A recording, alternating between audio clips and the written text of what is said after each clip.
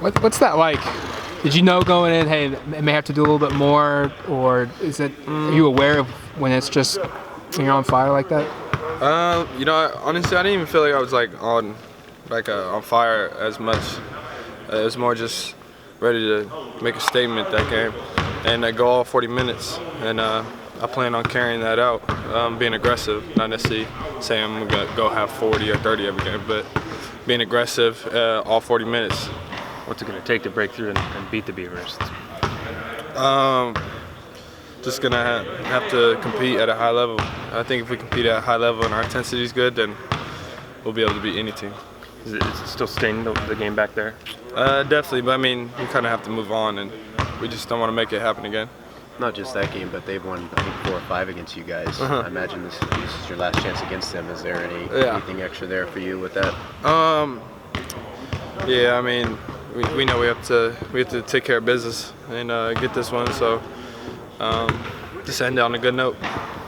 Shakur, what he did and the threat he became in overtime. Just how much does that help you, and just in terms of impacting the defense? I mean, it helps so much. I mean, Shakur is a good finisher in there, so get the ball inside of him, he'll make something good happen, and we have full belief in him. So, what's it been like for you just throughout this season in terms of determining who a second option is? You know, if somebody's going to focus on you, it seems like it's been a different guy. There hasn't necessarily been one person to count on, which can be good too, because the defense can key on another guy, but also it doesn't seem real consistent. What's that been like for you? What's your perspective on that? I mean, for me, it's not like I'm looking for a second option necessarily. Like, I'm not like, oh, I'm gonna get it to this guy. Like, it's more like whoever's open. We're all gonna play together. So, guys just got to be ready to shoot and make a play when they get it.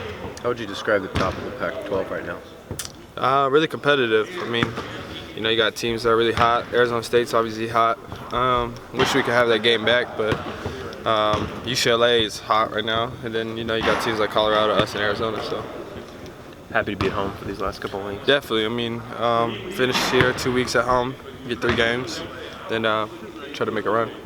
Just can you speak more to just what you feel like your home court advantage has been throughout this season? Well, I mean, it means a lot when we have a big fan section and they're cheering us on. I mean, it gets our teammates going, so that definitely helps. And just to finish out at home for me, this will be like the last time playing in the state of Oregon, and who knows where I'll go next year. And then so it'll be something I'll remember. Are you starting to think big picture that way? Some emotions starting to get stirred up at all in that regard for you personally? Not necessarily, because I'm living in the moment and trying to make something happen, do something special this year. So, but I do know that it will come in the future, and it'll be a new journey next year.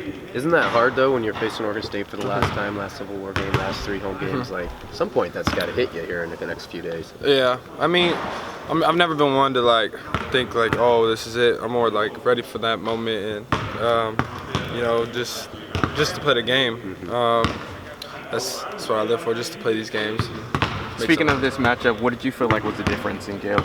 Well, we had I think a 10-minute drought of not scoring, so that's not gonna be good. So that's really the thing that affected us. What makes Ethan Thompson such a good defender?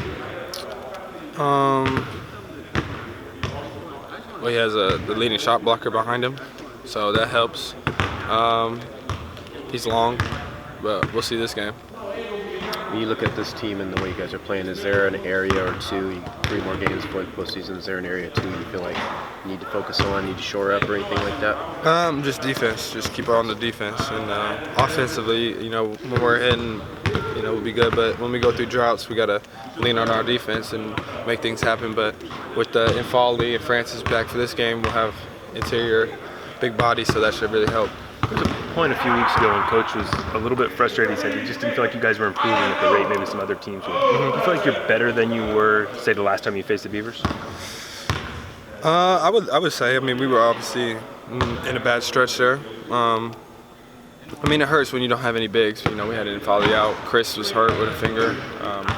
It's still affecting him a little bit. And then Francis wasn't even there. So when you have a lot of big guys out, your defense is going to take an impact. Your team's going to take an impact. So. Coach has talked about Infali being able to practice a little bit here and there. Just glimpses that you see. What can he mean for you guys? someone that you could throw it to in the post and kind of get a bucket.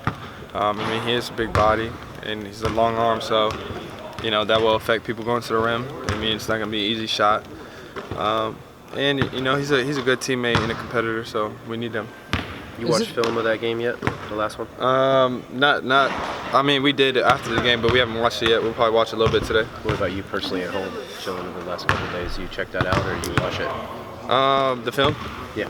No, I haven't, but I mean, like, I'll probably start to look a little bit into it tonight, and tomorrow definitely, and then get ready. With this front court, it's obviously been just sort of a rotation all throughout the year, but more so now than it is being, players being healthy. It's about who's having a good night. Is that kind of difficult for you guys to gauge, the backcourt mixing with the front court? When it's a different player pretty much every night? I mean, I think that can help, but a team can't necessarily game plan like he said before, so that can help.